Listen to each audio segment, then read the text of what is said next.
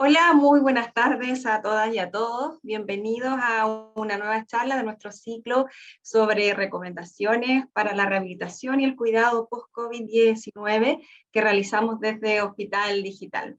Mi nombre es Eva Guzmán y hoy hablaremos de la rehabilitación de la voz y la deglución.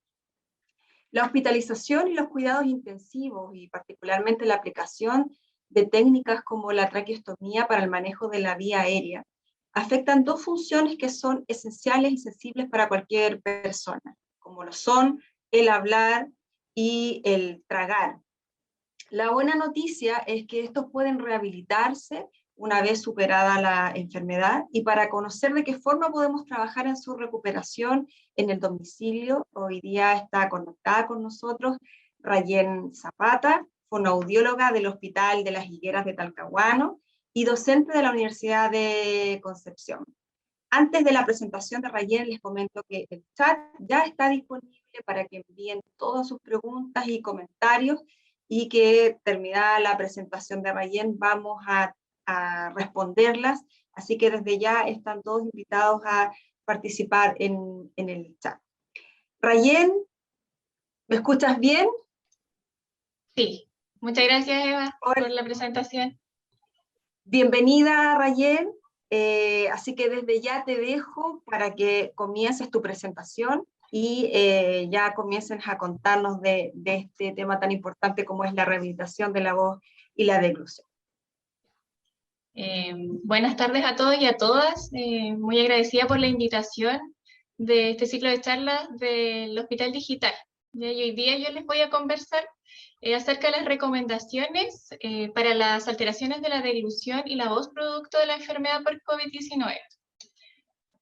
Los trastornos de la deglución le llamamos disfagia y los trastornos de la voz le llamamos disfonías.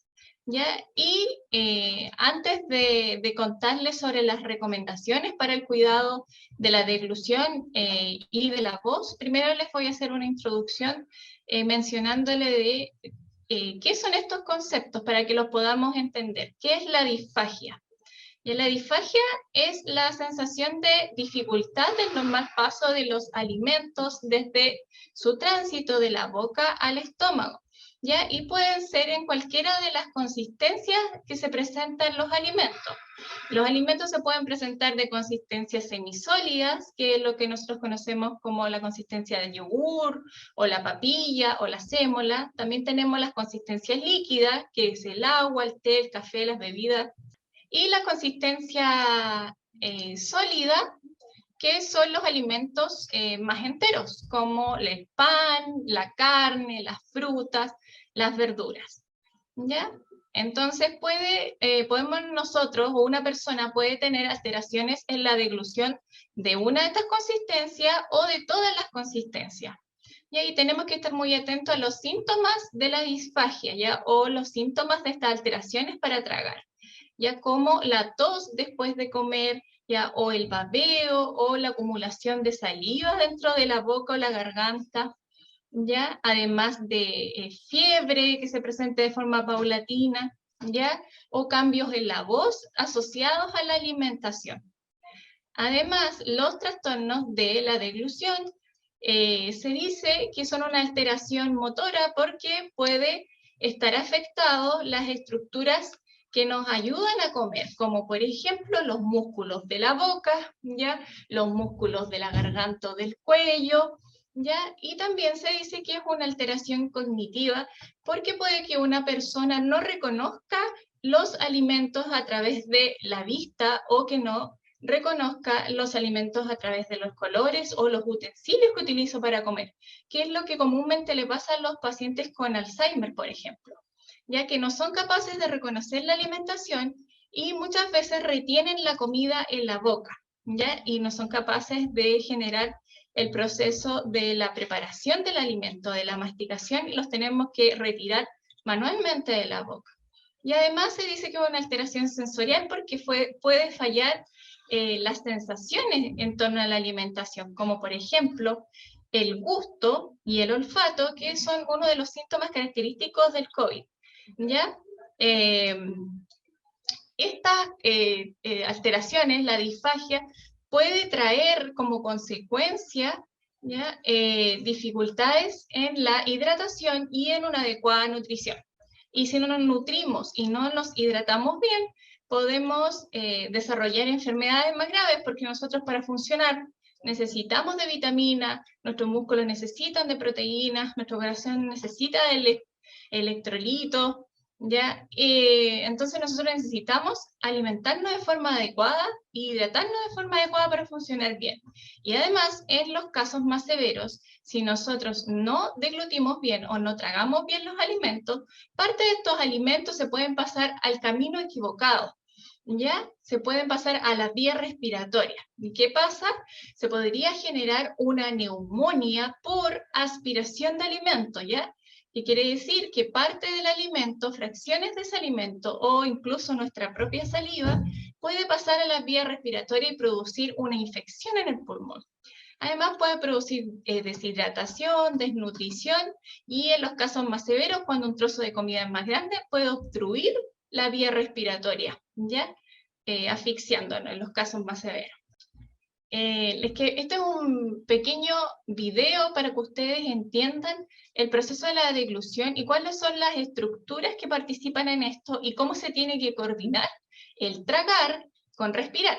Porque cuando nosotros tragamos, por breves segundos dejamos de respirar para que la comida no se vaya a las vías respiratorias. Les voy a mostrar entonces el video que les mencionaba para que tengamos más claro cómo funciona el proceso de tragar y cómo se coordina con la respiración. Ahí vemos las estructuras que participan en la deglución. Adelante están los labios, los dientes, la lengua, ¿ya? Por atrás, este camino que está aquí es el esófago, que después va a dar al estómago, y el camino que está por el frente es la tráquea, que va a dar a los pulmones. Por lo tanto, la comida tiene que pasar, ¿cierto?, de la boca ya al esófago y no pasar por el camino equivocado, que es a la tráquea, y finalmente nos puede dar una neumonía por aspiración de alimento porque va a infectar los pulmones. Ahí se ve cómo la lengua empuja los alimentos, ¿cierto? Los alimentos que las glándulas salivales envuelven con saliva para generar un bolo alimenticio, ¿ya? Y cómo este colgajo de tejido que está en la parte superior de la tráquea cubre la tráquea para que no pase el alimento a la vía respiratoria. Aquí tenemos la laringe, ya sobre la tráquea. Y la laringe es el órgano que produce, donde están las cuerdas vocales y donde se produce la voz, ¿ya? A ver, les voy a mostrar. En el momento de que se traga, es cuando la epiglotis desciende, ahí está. Ahí está la epiglotis descendida y cómo pasa el bolo hacia el esófago, ¿ya? Y en ese momento nosotros dejamos de respirar por unos breves segundos. El otro trastorno que produce el COVID-19 ya es la disfonía o alteraciones en la voz. Ya estas alteraciones pueden ser en la voz hablada o cantada y se produce por una anormalidad en las estructuras que producen la voz, ya sea en la laringe, que es la que tenemos aquí adelante, la que comúnmente conocemos como manzana de Adán, una protuberancia que está aquí adelante. Esa es nuestra laringe. Esta participa tanto en la deglución como en la fonación.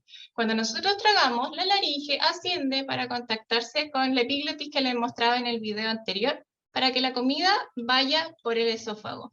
Pero además en la laringe están las cuerdas vocales, ¿ya? Y las cuerdas vocales son unas estructuras que vibran por el paso del aire, ¿ya? Además, para tener una adecuada voz, necesitamos de una adecuada respiración, ¿ya? Porque nosotros hablamos por modulación del aire que sale de nuestra boca, que entra por la nariz, se va hacia los pulmones, ¿cierto? Toma una fuerza necesaria a través de los músculos que tenemos en el tórax o en el pecho, ¿ya? Y con eso podemos impulsar el aire y generar la voz con vibraciones adecuadas de nuestras cuerdas vocales. ¿Ya? Puede causar la disfonía, ¿ya? O la ronquera, que se conoce más comúnmente, dolor, discapacidad en la comunicación personal y una limitación profesional o social. sobre todo para personas que trabajan con su voz, como un locutor de radio, un profesor, un periodista, ¿ya? O también para una persona que tiene una vida social muy activa y luego de un episodio presenta esta disfonía ronquera y ya no se puede comunicar normalmente, porque se cansa cuando habla, porque su voz es más baja, de volumen más bajo, o su voz es entrecortada, ¿ya? O no le escucha el resto cuando habla, entonces genera alteración en la calidad de vida, ¿ya? Ya, el COVID-19 provoca varias alteraciones. ¿De qué forma altera la deglución? Bueno, primero uno de los síntomas característicos, ya que puede estar presente como en algunas personas como también no, es el trastorno en el gusto y en el olfato. Este puede verse disminuido, ¿cierto? Puede que no le sintamos los olores a las comidas o no le sintamos el gusto a la intensidad que nosotros sentíamos anteriormente, ¿ya? También aumenta el esfuerzo respiratorio porque sabemos que este virus, ¿cierto? Uno de los síntomas es que afecta al sistema respiratorio, ¿ya? Y como les hablaba, si no coordinamos adecuadamente la respiración con la deglución, ya podemos hacer que nos atoremos, ¿ya? O parte del alimento pase a la vía respiratoria. Además, cuando el COVID produce una alteración respiratoria que es más severa y se necesitan dispositivos de apoyo ventilatorio, no se puede alimentar de forma correcta o normal, ¿ya? Porque puede estar ocupando, por ejemplo, una mascarilla de oxígeno que cubre nariz y boca. Si tengo cubierta la nariz y boca, no me puedo alimentar normalmente, ¿ya? Entonces interrumpe eso y también interrumpe la fonación porque el sonido queda encerrado en la mascarilla, ¿ya? Y en los casos más severos que requiere ventilación mecánica, obviamente, no se puede comunicar porque puede tener un usuario tubos por la boca ya que van hacia los pulmones para darle apoyo en la respiración. Además, el COVID produce unas alteraciones neurológicas que afectan la cognición y puede estar comprometido en el estado de alerta, que se llama, como puede que yo no esté bien despierta, ¿ya? Y si no estoy bien despierta, no me puedo alimentar bien de manera segura, ¿ya? Y eso también afecta a que sea segura la alimentación, ¿ya?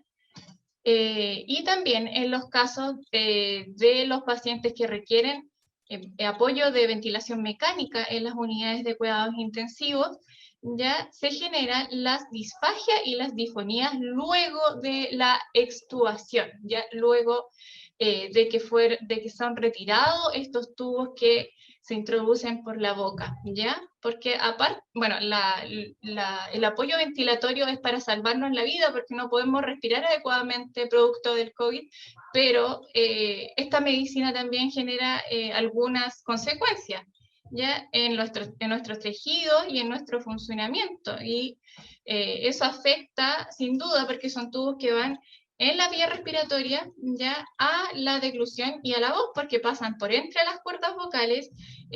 Los tubos son un peso extra, ya, que tiene que hacer la laringe para elevarse en ese movimiento que yo les mencionaba. Entonces, por eso se ve afectada la deglución y la voz en el caso de los pacientes que tienen que intubarse.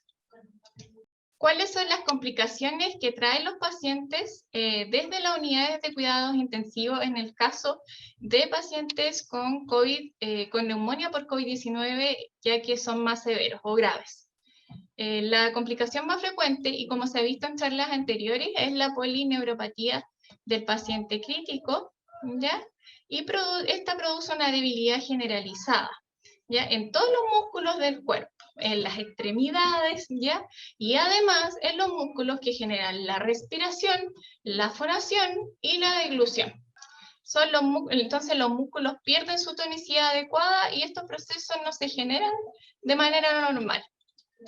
Es así como surge el concepto de disfagia o trastorno para tragar, ¿cierto?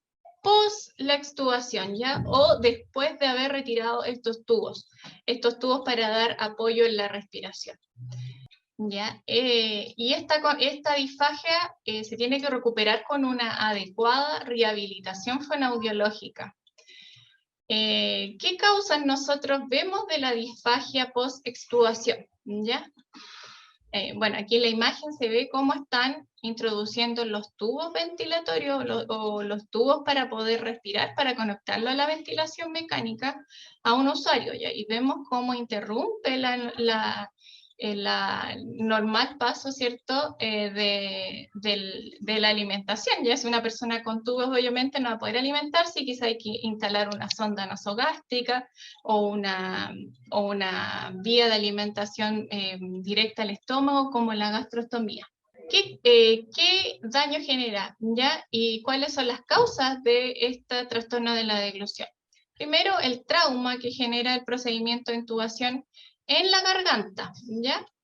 En el tejido, en la mucosa, ¿ya? Además, se reduce la sensibilidad laringea, ¿ya? De esta estructura debido a una inflamación que hay en la garganta, ¿ya? Una inflamación en la laringe y en la faringe y en los tejidos por donde pasan los tubos.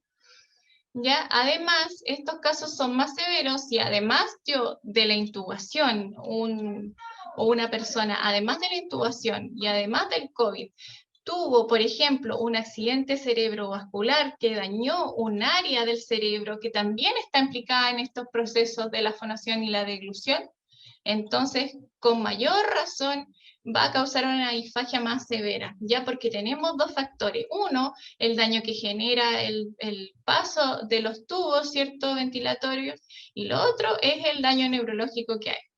¿Ya? Además, lo que yo les mencionaba de la debilidad adquirida en UCI o la polineuropatía del paciente crítico, que es una debilidad de todos los músculos del cuerpo, incluidos los que producen el tragar, los que nos ayudan a tragar, los músculos de la cara, los músculos de los labios, los músculos del cuello y los que producen la voz, ya una debilidad generalizada a nivel de todos los músculos del cuerpo.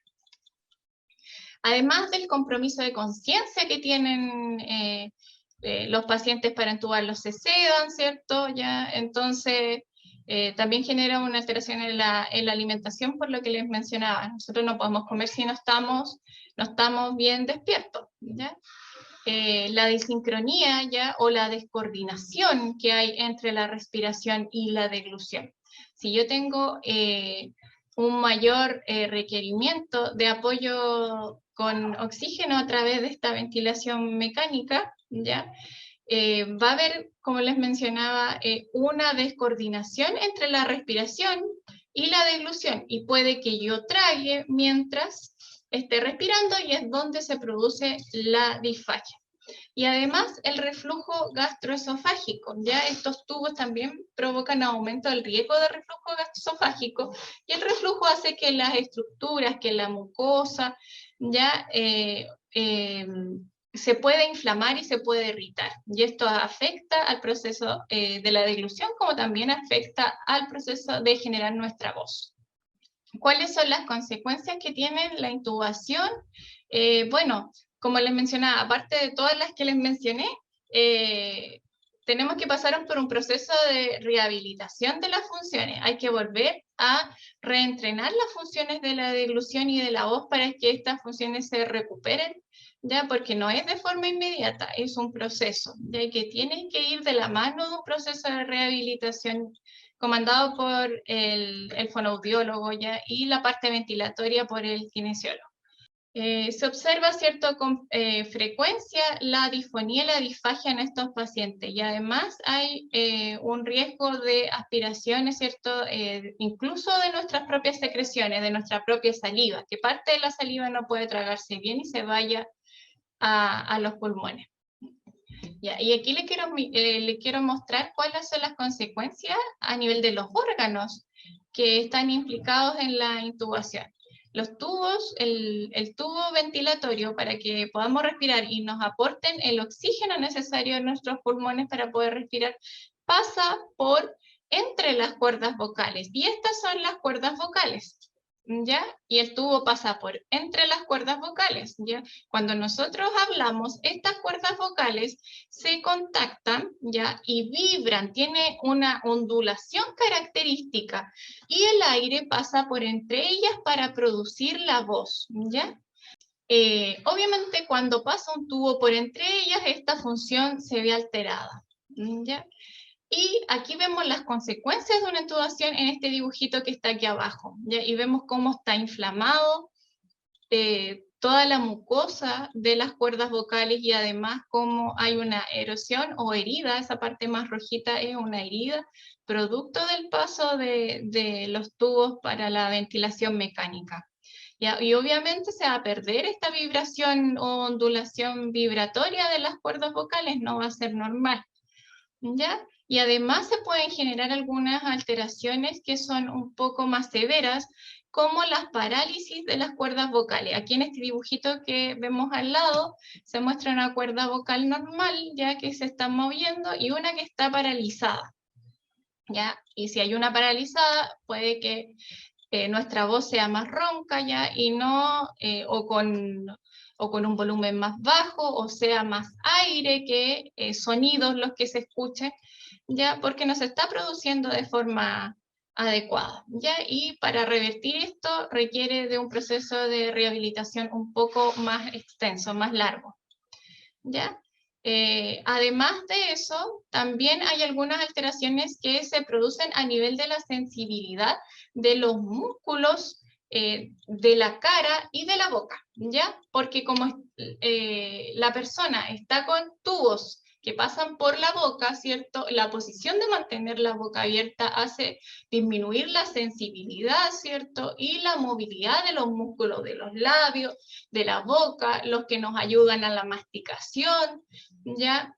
Los movimientos del cuello, los músculos del cuello, y eso genera, bueno, alteraciones en la deglución y también alteraciones en el habla, porque como está más disminuida la sensibilidad y la movilidad, puede que cuando hablemos no se nos entienda lo que habla porque no tenemos la precisión para movernos bien, no tenemos la fuerza, ¿ya? Y eso también se tiene que ejercitar mediante las terapias. ¿Cuáles son las recomendaciones que les puedo dar, sobre todo para una persona que estuvo enferma por COVID-19, para que se pueda alimentar de forma segura? Lo primero es que estemos en un ambiente tranquilo al momento de desarrollar la alimentación, ya con un estado de conciencia alerta, bien despierto, ya atento, sobre todo en los pacientes que son adultos mayores. ¿Ya? Es importante que estén bien despiertos y no somnolientos, ya que está un poco despierto, entre despierto y dormido, ya porque eso es un riesgo de que parte de la comida la retenga en la boca y no la trague y después al llevar a la posición de acostado pueda pasar esa porción de comida, ya, o ese fragmento de comida a las vías respiratorias. Y además, es recomendable ya comer en posición sentado, ya de 90 grados. Tener una alineación entre la cabeza, el cuello y la espalda, recto, ¿ya? Porque eso nos ayuda a que la deglución por gravedad se produzca de manera adecuada y además, si es que nosotros sufrimos un evento de atoro, podamos toser de la forma adecuada para eliminar ese trozo de comida, ¿ya? Nunca consumir alimentos ni beber acostado, porque eso genera un aumento en el riesgo de aspiración de los alimentos o que parte de los alimentos se vayan a la vía respiratoria. Además tenemos que seguir las indicaciones de los profesionales que nos atendieron en el hospital en cuanto al régimen y las consistencias de los alimentos. Si a la persona le dijeron que en la casa no podía alimentarse con comidas sólidas como carne y solamente podía alimentarse con papilla, tiene que seguir ese régimen porque su organismo todavía no está adecuado para tragar otra consistencia de alimento, ¿ya? O si le dijeron que los líquidos los podía tomar espesos, ¿ya? No líquidos tipo agua, sino líquidos un poco más espesos como el néctar, lo tiene que espesar, ¿ya? Mediante, puede ser maicena, chuño o espesantes que venden en el comercio. Pero es importante seguir la sugerencia que le dio el fonoaudiólogo o la fonoaudióloga del hospital al llegar a la casa, porque así evitamos riesgos de atoramiento o riesgo de trastornos de la deglución o de neumonias por aspiración. Además, es importante utilizar los utensilios adecuados. Es distinto comer con una cucharita de té a una cucharita sopera. Una cucharita de té son aproximadamente unos 5 cc, ¿ya? Y una cucharada sopera son unos 10 cc, el doble. Si nosotros tenemos una cantidad pequeña, es más fácil manejarla dentro de la boca y preparar el bol alimenticio que yo les contaba, ¿ya? Entonces, si me dicen que tengo que comer con cucharadita de té, hay que hacerlo con cucharadita de té. Lo otro que es importante es considerar que para usar bombillas necesito un mejor control de mis órganos que producen la deglución. Si yo tengo una alteración al tragar, ya no es recomendable usar bombilla porque necesito una mayor precisión en los movimientos que generan la deglución para controlarlo. ¿Ya? Y es distinto también tomar en vasitos a sorbitos pequeños, ya que nosotros le llamamos fraccionados, a tomar desde una botella, porque se puede ir una cantidad de líquido importante, ¿ya? Y puede que no la puede manejar, ¿ya? Incluso a veces puede generarse estos problemas en la dilución sin la advertencia de la tos y podemos aspirar los líquidos de manera silenciosa y generar una neumonía, ¿ya? Que puede tener consecuencias graves. Además es importante tener una adecuada higiene oral, ¿ya? Porque previene las infecciones, ¿ya? Porque parte de las infecciones de la boca se sabe que pueden migrar hacia las vías respiratorias y también la estimulación con el cepillo dental genera una mejor lubricación, ¿ya? Y eliminamos a la vez todos los rastros de, o vestigios de los alimentos, los residuos que queden en nuestra boca a través de una adecuada higiene oral, ¿ya? Se puede hacer con el cepillado si la persona es independiente y puede escupir. En el caso de que un paciente esté en cama y no pueda escupir, tenemos que reemplazarlo. Ya podemos ocupar un bajalengua o un palito de helado o incluso nuestro dedo envuelto en una gasita. Antes tengo que haberme lavado muy bien las manos, ¿cierto? Y esta gasita tiene que estar embebida, ¿cierto?, de un enjuague bucal. Aquí les presento uno que es el que nosotros ocupamos, que este enjuague bucal no tiene alcohol, ya por lo tanto no reseca la mucosa de la boca, ya, pero sí desinfecta, ya, y mata los microorganismos de la boca. Además, en hospitalizaciones prolongadas hay que verificar el buen ajuste de las prótesis dentales, ya, porque nosotros cuando estamos hospitalizados podemos bajar de peso, ¿ya? Y la prótesis no se puede ajustar adecuadamente, ¿ya? Y luego de cada comida hay que hacer una adecuada higiene de la prótesis dental porque se pueden esconder residuos en la prótesis dental, ¿ya? Y asistir durante la alimentación a los familiares que necesiten asistencia, sobre todo si tienen hospitalizaciones prolongadas, porque se pueden ver afectados la musculatura o la motricidad manual, ¿ya? Entonces puede que no tenga la misma eficiencia para tomar una cuchara, ¿ya? Entonces puede que se demore más en comer o puede que no pueda alimentarse de forma adecuada. Si se demora más, se va a cansar en alimentarse y finalmente, como se demora tanto en comer, se va a fatigar y no va a comer todo lo que le corresponde, ¿cierto? Y se va a nutrir de forma inadecuada y eso puede generar una desnutrición o deshidratación, ¿ya? Además, cuando nosotros asistimos a una persona, vigilamos el tiempo, que sea dado de manera lenta la alimentación, no tan rápido, ya que sea la cantidad adecuada, no la cucharada colmada, sino la cucharada ras, ¿ya? Vigilamos si es que se produce algún evento de atoramiento para ayudar y asistir a nuestro familiar a que pueda eliminarlo de forma adecuada, ¿ya? Y también lo ayudamos, ¿cierto?, siempre en la posición en sentarse bien derecho, incluso si no puede sentarse en una mesa, que es lo ideal para que participe en los tiempos de la alimentación y pueda sociabilizar, sí sentarse en la cama, ya con la espalda recta.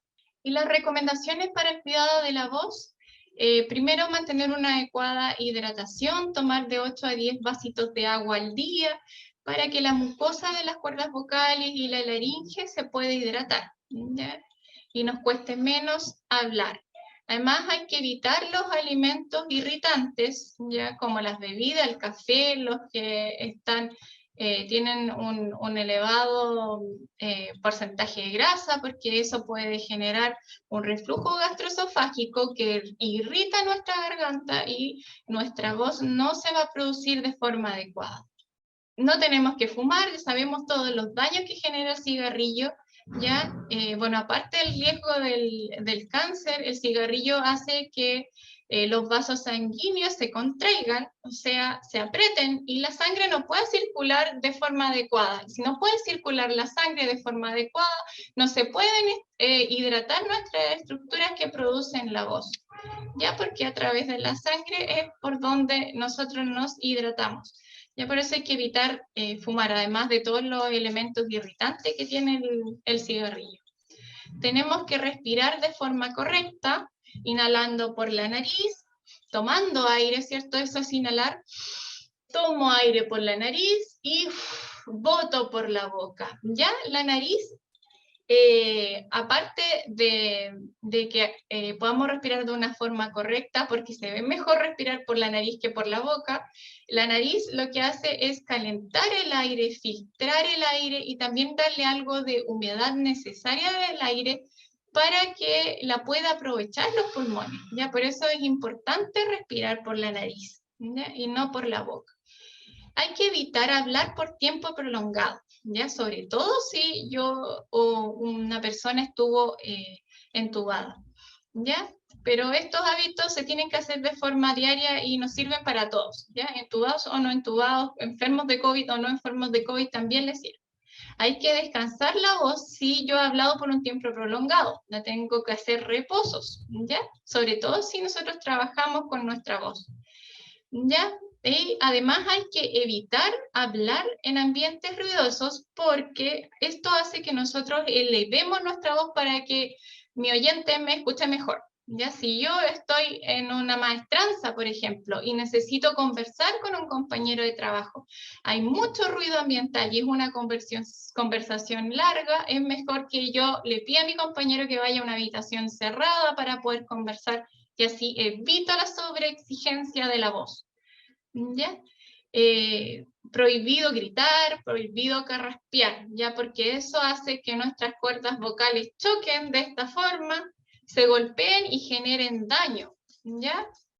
La voz siempre se tiene que generar de una forma cómoda, no esforzar los músculos. Por eso es adecuado que nosotros mantener una adecuada respiración y una formación de la voz fácil, ya no esforzada. Y además, finalmente, para producir una calidad de la voz adecuada, tenemos que conservar una postura, ¿ya? Que sea alineada igual nuestra cabeza con nuestra espalda, porque esto facilita la proyección de la voz. Si yo converso mirando hacia el suelo, la voz se va hacia abajo y no me van a escuchar bien. Ya, pero si converso mirando hacia el frente, el oyente me va a poder escuchar mejor y así tengo que hacer menos esfuerzo para que me entienda. Ya, si yo considero que tengo una alteración en la voz, también es aconsejable abrir más la boca cuando hablo, ya, e intentar hablar un poco más lento para que el resto me escuche sin yo esforzar tanto mi voz. ¿Ya? Finalmente, les quería mencionar que si ustedes creen que tienen alguna alteración, ya sea tanto en el proceso de tragar, en la deglución y en la formación de la voz, siempre tienen que consultar al médico para que los derive a un fonoaudiólogo para iniciar un proceso de rehabilitación. O sea, muchas gracias. Rayen, muchas gracias. Muy didáctica, muy explicativa tu presentación. Y desde ya te hacemos extensivas las felicitaciones que han llegado a través del chat, ¿cierto? por tu charla.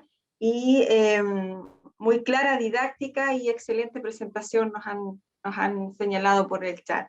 Rayen, Una de las preguntas que nos ha llegado a través del chat es, después del proceso de extubación del paciente, ¿cuánto es el tiempo aproximado para comenzar a ingerir alimentos sólidos? Ya, eso depende.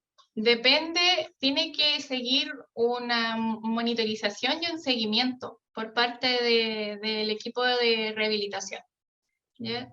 Lo tiene que seguir un fonoaudiólogo, ya sea del hospital o del CESFAM, porque se tiene que realizar una evaluación para evitar los riesgos que yo les mencionaba. Ya los riesgos de que parte de la alimentación, por ser muy entera la alimentación, pueda generar una neumonía por aspiración. Y aparte que en los alimentos sólidos no solamente hay de un tipo de alimentos sólidos, sino que hay sólidos más blandos, sólidos más duros, sólidos que se digregan en la boca y son de más difícil deglución. Entonces, todo eso se tiene que evaluar.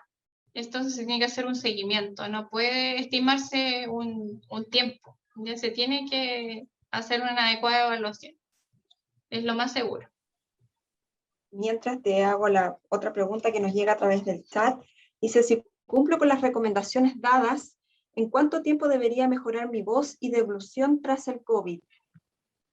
Ya, lo ideal es tener terapia, ¿ya? Porque, como mencionábamos, es un proceso largo y que requiere reeducación de los órganos fonoarticulatorios, que nosotros les llamamos, que son los órganos que participan tanto en la deglución como en la voz, ¿ya? Y que se ven afectados producto de la intubación, ¿ya? Entonces, lo mejor que puedo hacer es tomar rehabilitación a cargo de un fonoaudiólogo, porque puede quedar con secuelas si no se reeduca, si estos procesos no se reeducan. Puede que su tono de la voz ya sea distinto al que tenía antes, si no lo reeduca, o puede que siempre quede con una alteración para tragar si no hacemos los ejercicios adecuados. Ya por eso el ideal es que tome terapia. Perfecto.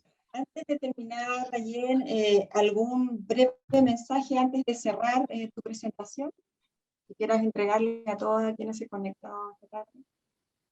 Muchas gracias a todos por conectarse y por escucharme. Estoy siempre disponible para las consultas que tengan, tanto los pacientes de nuestra red de salud o el que sea, en relación a los trastornos fonoaudiológicos, de la deglución, de la voz o del habla, ¿ya? Trastornos cognitivos comunicativos.